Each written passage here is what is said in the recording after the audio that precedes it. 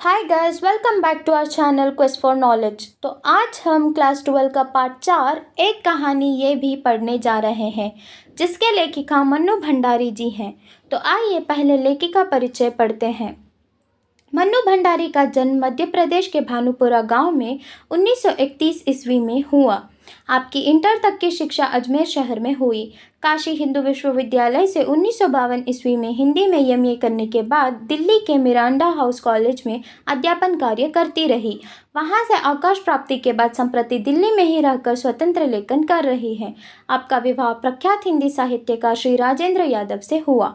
आपकी रचनाओं में स्त्री मन से जुड़ी अनुभूतियों की अभिव्यक्ति देखी जा सकती है। तो मन्नू भंडारी जी का जन्म मध्य प्रदेश के भानुपुरा गांव में 1931 ईस्वी में हुआ और इनकी इंटर तक की शिक्षा इन्होंने अजमेर शहर में रहकर ही कंप्लीट की। फिर काशी हिंदू विश्वविद्यालय से 1952 में हिंदी में एमए करने के बाद दिल्ली के मिरांडा हाउस कॉलेज में इन्होंने अध्यापन का कार्य शुरू किया।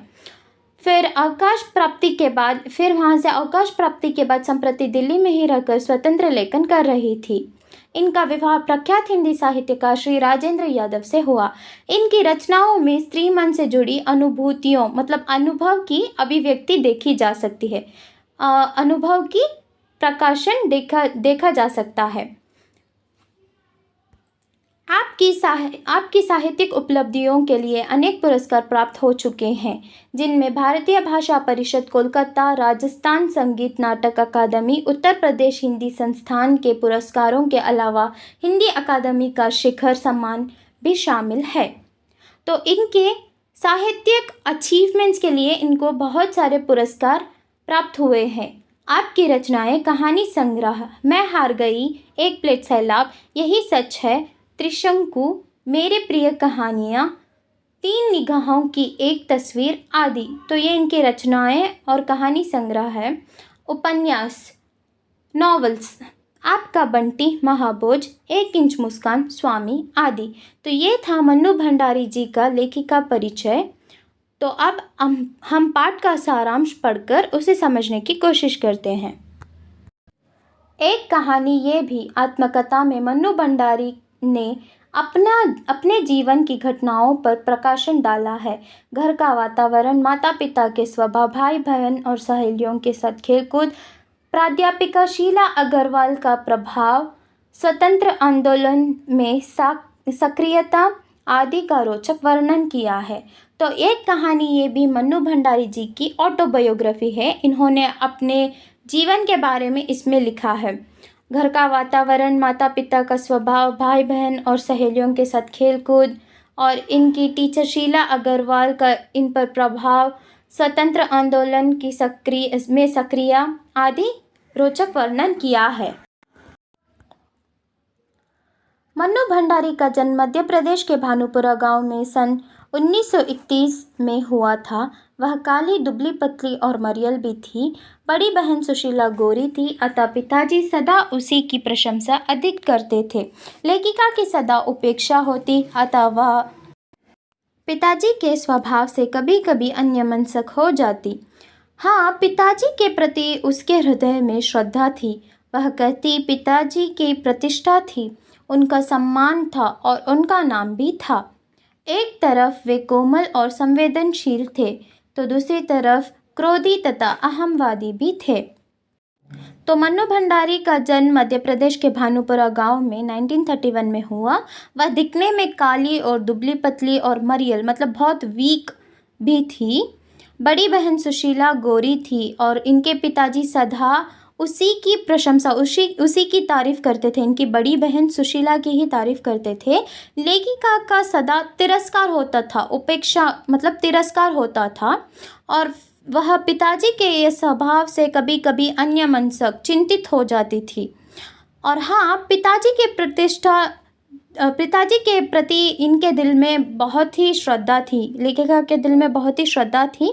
वह कहती थी कि पिताजी की प्रतिष्ठा थी, उनका सम्मान था और उनका नाम भी था। एक तरफ उनके पिताजी कोमल और संवेदनशील सॉफ्ट एंड सेंसिटिव थे तो दूसरी तरफ क्रोधी और अहमवादी भी थे, थोड़े गुस्सैल स्वभाव के थे। लेखिका बचपन में भाइयों के साथ गिल्ली डंडा, पतंग उड़ाने, लंगड़ी टांग, गुड्डे गुड़ियों के ब्याह आदि खेल खेला करती। लेखिका की प्राय अधिकांश कहानियों में मोहल्ले के ही पात्र है। लेखिका की अध्यापिका शीला अग्रवाल ने लेखिका को साहित्य में प्रवेश करवाया था, अनेक साहित्यकारों की रचनाएं पढ़ने के लिए प्रेरित किया। उनके मार्गदर्शन से लेखिका ने बहुत कुछ सोचा। तो लेखिका बचपन में भाइयों के साथ गिल्ली डंडा, पतंग उड़ाने, लंगड़ी टांग, गुड्डे गुड़िया का ब्याह आदि ऐसा खेल खेला करती थी। फिर लेखिका के अधिक कहानियों में उनके लोकेलिटी की ही कहानियाँ हैं, मतलब उनके लोकेलिटी का ही, उनके मोहल्ले के ही कहानियाँ हैं। फिर लेखिका की अध्यापिका शीला अग्रवाल ने उनको साहित्य में प्रवेश करवाया और उनके गाइडेंस से लेखिका ने बहुत कुछ सोचा भी था। पिताजी रसोई घर को बटियार खाना कहते थे, क्योंकि उनके हिसाब से वहाँ रहना अपनी क्षमता और प्रतिभा को भट्टी में झोंकना था। पिता के ठीक विपरीत थी लेखिका की माँ, धरती से भी अधिक धैर्य और सहनशील। पिताजी की हर ज्यादती को अपना फर्ज समझकर सहज भाव से स्वीकार करती थी। उन्होंने सदा दूसरों को दिया है, मांगा नहीं। सबका लगाव माँ के साथ था। तो पिताजी रसोई घर को बटियार खाना कहते थे, क्योंकि वहाँ उनके हिसाब से वहाँ रहना अपनी क्षमता और प्रतिभा को भट्टी में झोंकने जैसा था। पिताजी के ठीक ऑपोजिट लेखिका की माँ थी। वह धरती से भी अधिक सहनशील थी और इनके पिताजी के हर ज्यादती को वो अपना फर्ज समझकर सह लेती थी और उन्होंने दूसरों को दिया है, कभी किसी से कुछ मांगा नहीं है और सबका लगाव माँ के साथ ही था। पिताजी के एक निहायत दकियानूसी मित्र ने घर आकर लेखिका के बारे में कई सारी शिकायतें की, खरी खोटी सुनाई। पिताजी एक बार तो चिंतित हो गए, परंतु उनके एक अन्य मित्र डॉक्टर अंबालाल जी के कहने पर पिताजी के चेहरे का संतोष धीरे धीरे गर्व में बदलने लगा। आज़ादी के आंदोलन में भी लेखिका ने भाग लिया और आखिर वह दिन आ ही गया। जीत की खुशी में उन्होंने कहा, शताब्दी की सबसे बड़ी उपलब्धि 15 अगस्त 1947।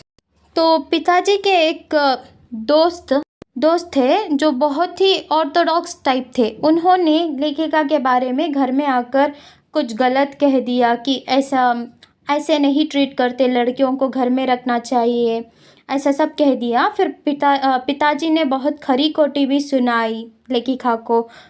तब पिताजी बहुत चिंतित हो गए थे लेखिका के बारे में। फिर उनके अब एक मित्र डॉक्टर अंबालाल जी ने उनके पिताजी को समझाया कि लेखिका कैसे प्रोग्रेस कर रही है करके। तब जाके पिताजी के चेहरे पर संतोष आया, धीरे धीरे गर्व में बदलने लगा। उनकी चिंता जो थी वो गर्व में बदलने लगा। लेखिका ने आज़ादी के आंदोलन में भाग लिया था और फिर वो जीत की खुशी को उन्होंने कहा शताब्दी की सबसे बड़ी उपलब्धि 15 अगस्त 1947। तब आज़ादी मिली और उन्होंने ये खुशी से कहा था कि शताब्दी की सबसे बड़ी उपलब्धि 15 अगस्त 1947। तो ये थी मन्नू भंडारी जी की autobiography. Thank you, like, share and subscribe.